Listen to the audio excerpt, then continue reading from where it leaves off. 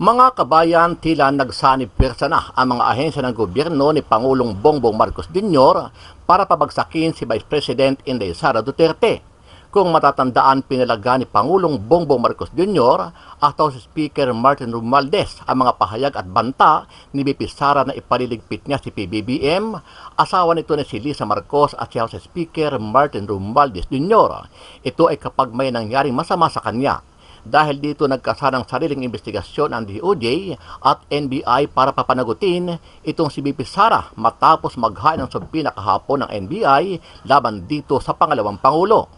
At gagawin po ng National Bureau of Investigation ang lahat ng mga hakbang para matuntun ang identity nito, kasama po ang pag-i-issue po ng subpoena kay Vice President Sara na humarap sa NBI para bigyan po ng kaliwanagan ang kanyang mga pananalita.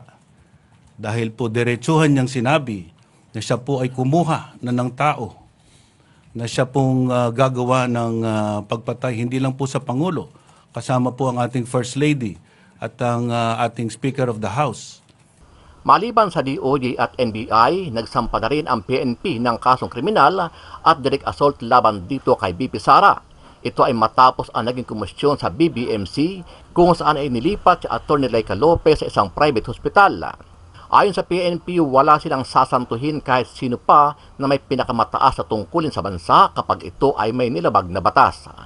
This is obviously can qualify to a case of direct assault. In fact, pwede po itong masabi na qualified direct assault because he is also a public officer. Malinaw po sa ating mga batas na kung ikaw ay public officer and you lay hands against agents of a person's authority whose presence there is by virtue of his performance of his official duty. He was directed to assist the patient and yet he received some cursing, but he exercised self-restraint at hindi po pumatol. But you can see in the video na tinulak po siya mismo.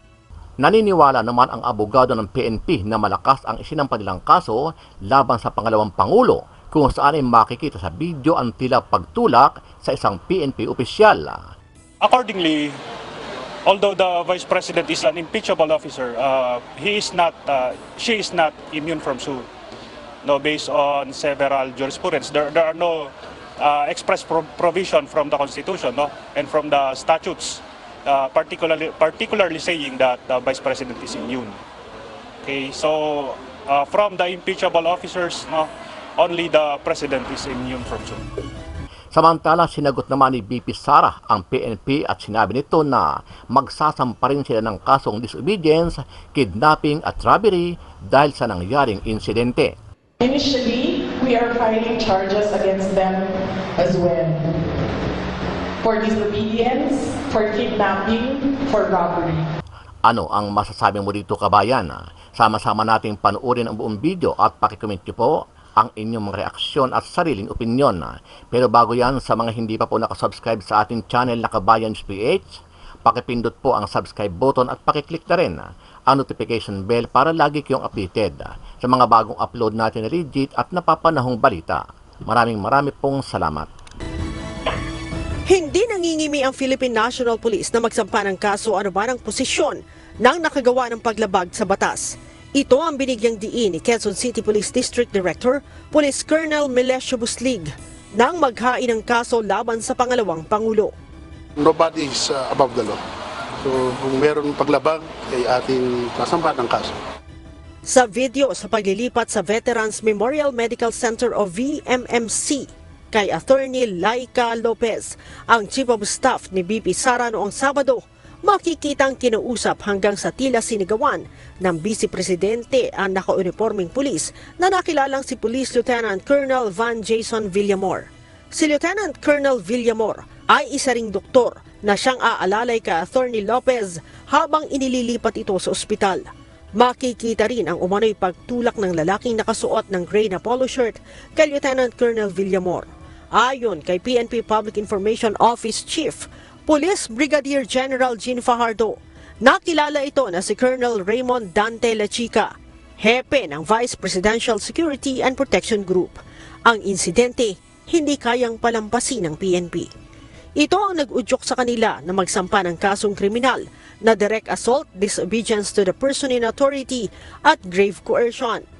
This is obviously can qualify to a case of direct assault. In fact, pwede po itong masabi na qualified direct assault because he is also a public officer. Malinaw po sa ating mga batas na kung ikaw ay public officer and you lay hands against a agents of a person's authority whose presence there is by virtue of his performance of his official duty. He was directed to assist the patient and yet he received some cursing but he exercised self-restraint at hindi po pumatol, but you can see in the video na tinulak po siya mismo.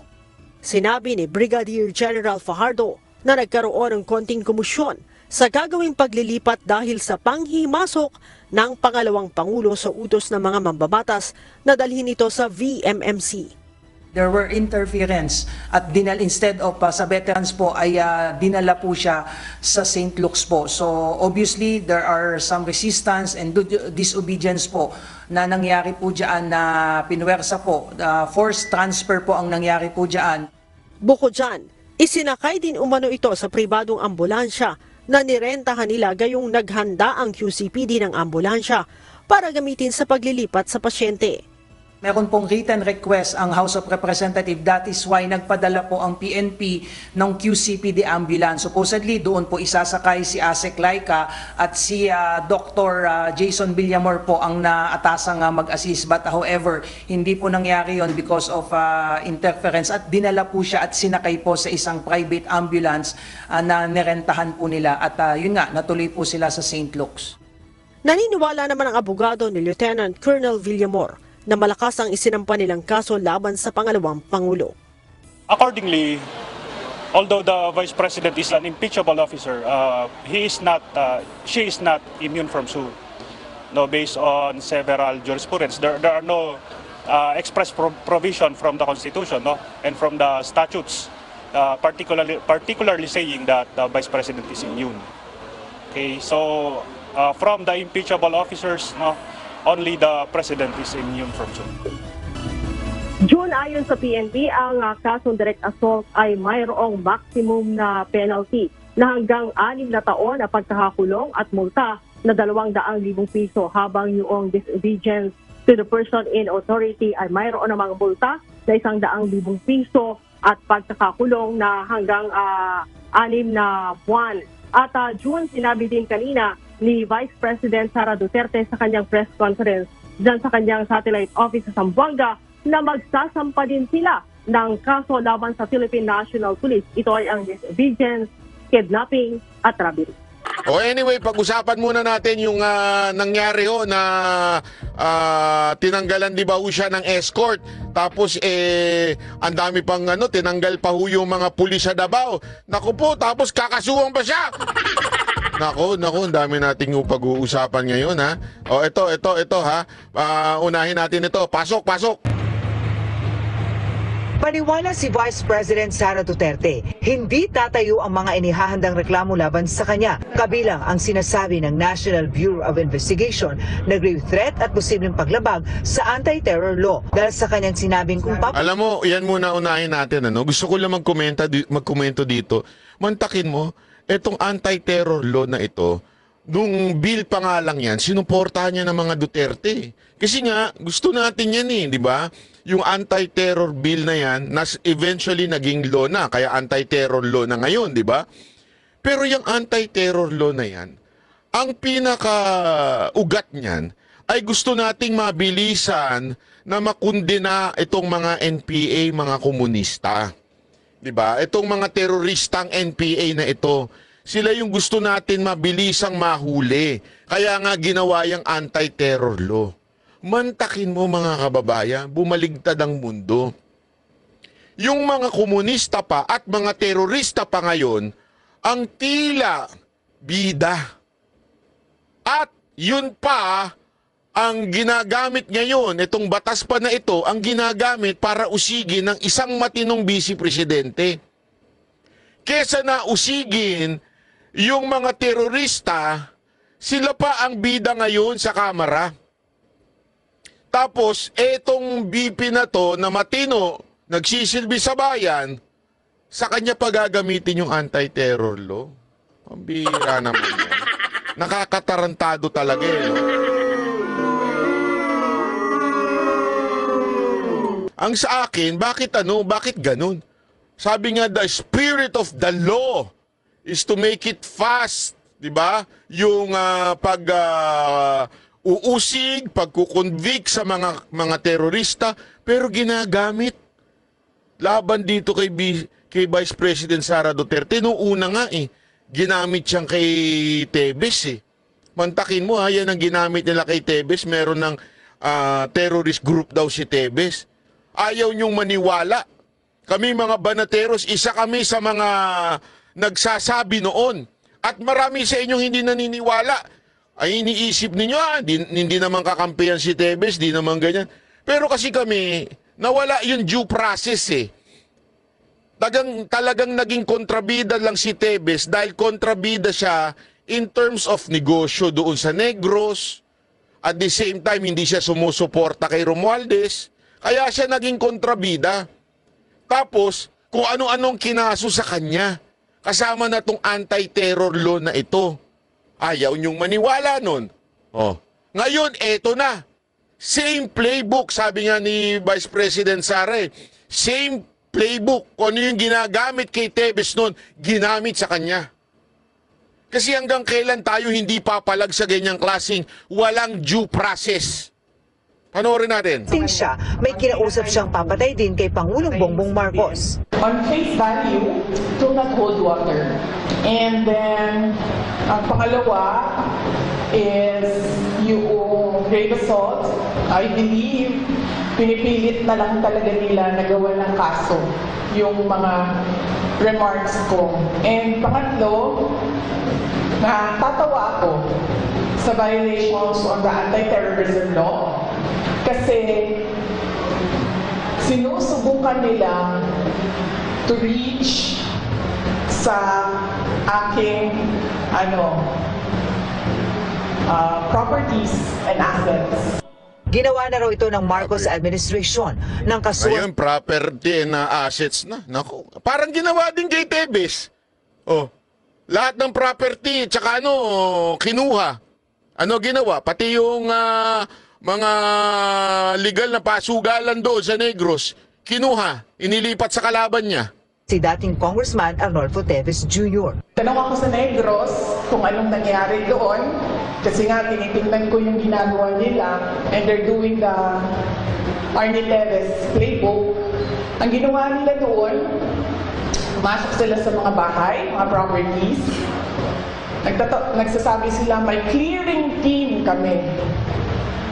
Para daw safe mag-search, mauuna yung clearing team, maglalagay ng kung ano-anong baril.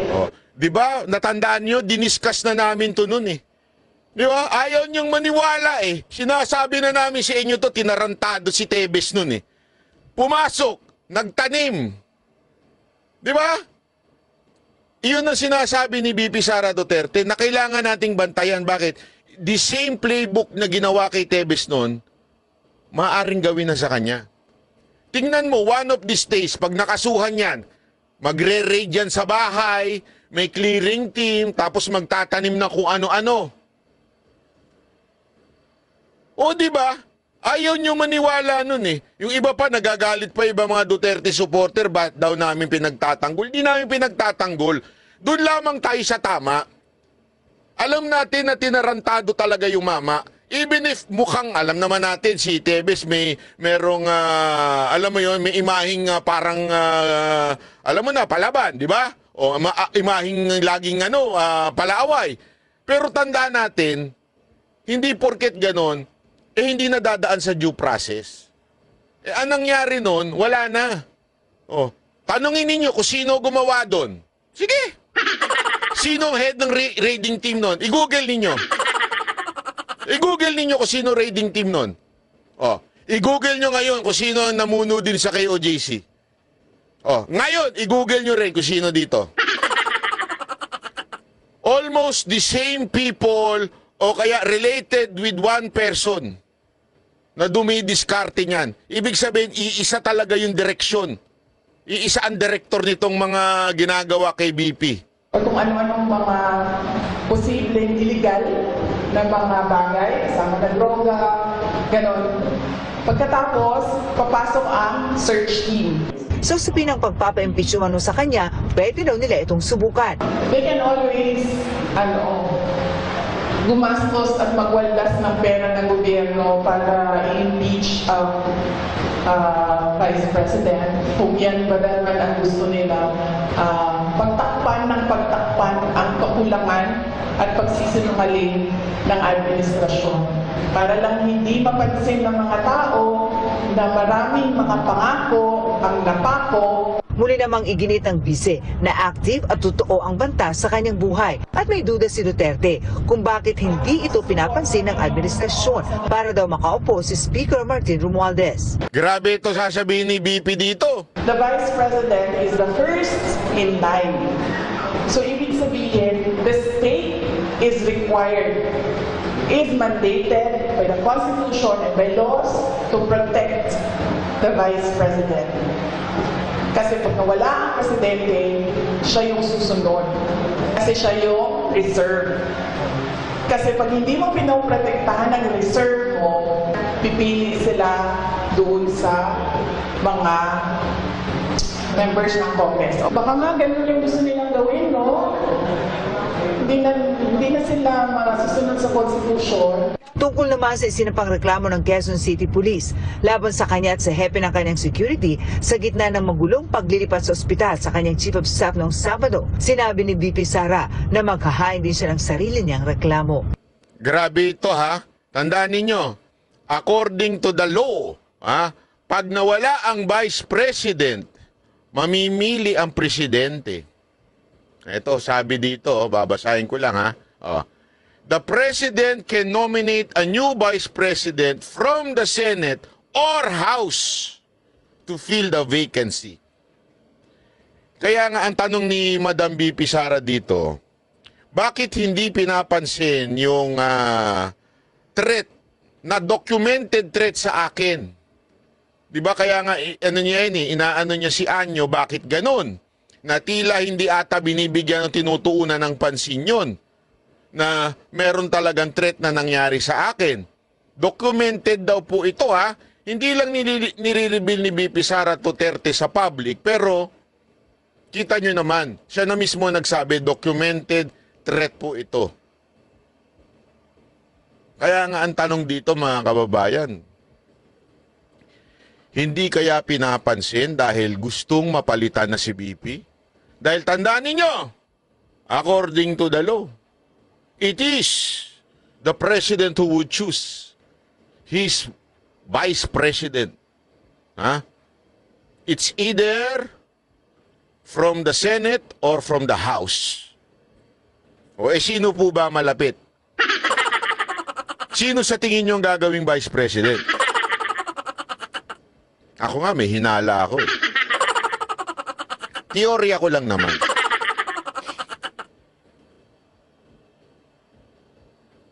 Teorya ko lang. Kunwari laang, okay? Kunwari laang, may mangyaring hindi maganda kay Vice President. So, papalit. Halimbawa, pinalit ni President Marcos si Romualdez na Vice President.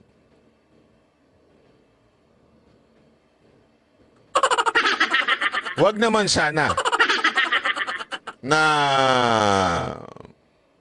kunwari lang may hindi rin magandang nangyari sa presidente. So sino ngayon na magiging presidente?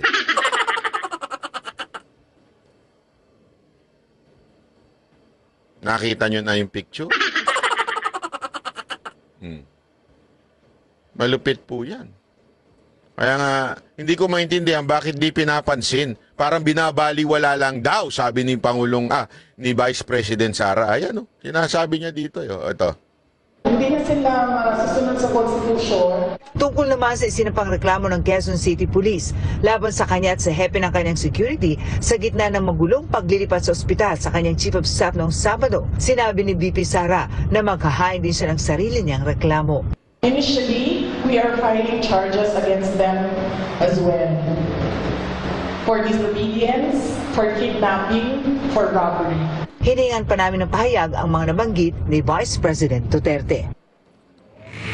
Oh, ayan, ha, ayan. Oh, so, mga kababayan, yan po ang yan po ang senaryo ngayon, di ba? Na kesyo ang pagsagot ni VP Sara Duterte about doon sa threat na sinasabi nilang ating gobyerno. Sinasabi doon daw sa binitawan ni VP Sara Duterte ay isang threat daw ho kay Marcos. Alam mo, ang ganda nga nung sinabi ni VP Sara Duterte dito. Panoorin nyo na lang doon sa isa kong video. Yung sinabi niya po doon sa press